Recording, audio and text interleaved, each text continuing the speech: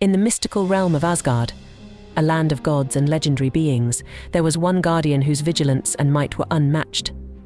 Heimdall, the Norse god of light, was a figure both revered and feared. His face shone with an ethereal glow, and his teeth gleamed like pure gold, earning him the name Golintani, or Gold Tooth. Heimdall's destiny was to stand as the eternal sentinel of Bifrost, the rainbow bridge that served as the sole passage to Asgard. His duty was to protect the gods from their ancient and most formidable foes, the giants. The origins of Heimdall were wrapped in an enigma that fascinated all who heard his tale.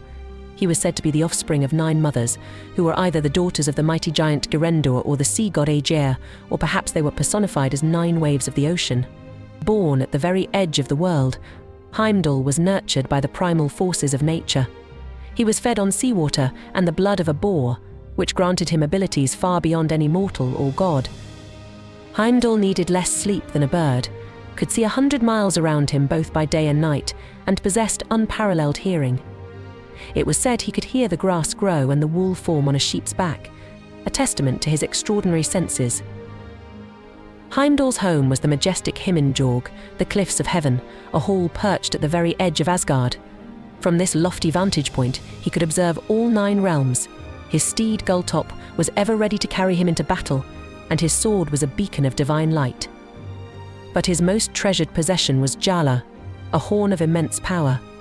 The sound of Jala could be heard across all the worlds, a clarion call that would alert the gods to any impending danger. It was prophesied that the blast of Jala would signal the beginning of Ragnarok, the twilight of the gods. Heimdall's influence extended beyond his role as a guardian. In his guise as Rig, he descended to the earthly realm to shape human society.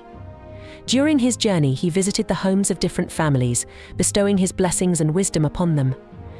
Through his guidance, he established the 3 fundamental classes of mankind: the thralls' slaves, the carl's peasants, and the earl's noble warriors. Each class had its role in the grand tapestry of society, and through Rig's wisdom, humanity flourished in structure and harmony. Yet, the tale of Rig was fragmented and veiled in mystery, much like the god himself. One of Heimdall's most famous exploits was the recovery of the Brisingamen, a precious necklace of amber that belonged to Freya, the goddess of love and beauty. This necklace bestowed upon Freya her unrivaled charms and ensured victory to the warriors she favored. One fateful day, the cunning trickster god Loki, driven by jealousy and mischief, stole Brisingamen and fled, transforming himself into a seal to evade capture. The theft of the necklace threatened to plunge Asgard into chaos, for Freya's powers were intimately tied to it. Heimdall, with his keen senses and unwavering sense of duty, tracked Loki to the edge of the sea. There, in the cold, churning waters, Heimdall transformed into a seal and confronted the trickster. The underwater battle that ensued was a clash of titanic proportions. The sea foamed and churned as they fought, their movements swift and deadly. Heimdall's eyes blazed with righteous fury, while Loki's gleamed with cunning malice. The struggle was intense, the outcome uncertain. Water surged and splashed as they lunged and grappled, each determined to prevail. Finally, with a surge of strength and determination, Heimdall overpowered Loki, reclaiming Brisingamen and restoring it to Freya. The victory was hard-won and marked the beginning of an unyielding enmity between Heimdall and Loki.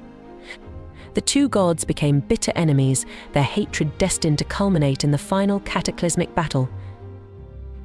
As the prophecies foretold, the day of Ragnarok drew ever nearer.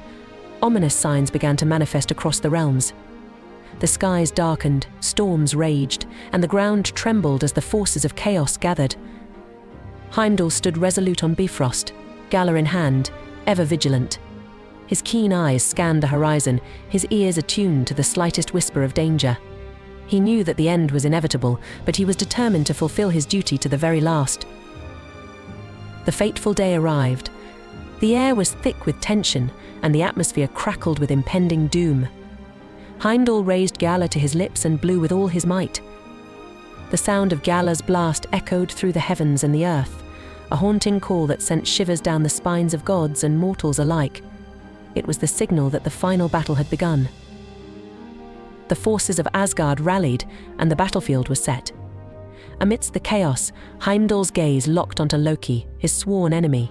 The two gods charged at each other with unbridled fury, their weapons clashing with a deafening roar. Sparks flew, and the ground quaked as they fought. The struggle was fierce, a deadly dance of strength and cunning. Each strike, each parry, was a testament to their unyielding resolve. In the midst of the cataclysmic battle, Heimdall and Loki's duel reached its climax. The world seemed to hold its breath as the two titans clashed with all their might. Swords flashed, and the air was filled with the sound of metal on metal. Heimdall's determination was unwavering, his every move driven by the knowledge that he was the last line of defense for Asgard. Loki, fueled by his insidious hatred, fought with a ferocity born of desperation. The battle raged on, each blow landing with devastating force. Heimdall's senses, honed to perfection, guided him through the chaos. He could see every movement, hear every heartbeat, anticipate every strike. But Loki was cunning and slippery, evading Heimdall's attacks with uncanny agility. Finally, in a moment of sheer willpower, Heimdall found an opening. With a swift and powerful strike, he dealt a fatal blow to Loki. The trickster god fell, his life force ebbing away. But the victory came at a great cost. Heimdall, too, had been gravely wounded. As he stood over his fallen foe, the pain of his injuries surged through him. With his final breath, Heimdall's vigilant eyes closed and his body crumpled to the ground. The guardian of Asgard had fulfilled his duty to the very end, sacrificing himself to protect the realm he loved. As the dust settled and the echoes of battle faded, the gods mourned the loss of their most vigilant protector. Heimdall's legacy, however, would endure. His unwavering vigilance, his extraordinary senses, and his unyielding dedication to duty were remembered in the tales of the gods. He was the light that guided Asgard, the watchful guardian who saw and heard all, the creator who shaped the destiny of men, and the warrior who stood firm against the tide of chaos. The story of Heimdall, the ever-vigilant guardian, would be told for generations, a beacon of hope and courage in the face of inevitable doom. His name would be remembered as long as the stars shone in the heavens and the stories of the gods were shared by the fireside, a testament to the enduring spirit of the Norse gods.